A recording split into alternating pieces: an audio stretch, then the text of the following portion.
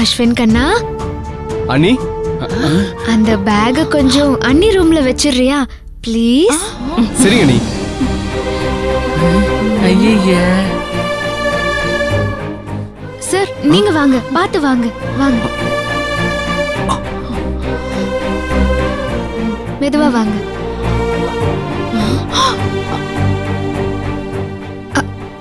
பார்த்து வாங்க சார். இங்கே உட்காருங்க சார்.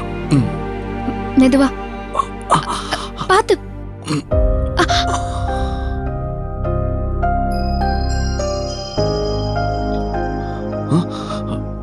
ரோஜா, ஏன் கீழே உட்கார்ற?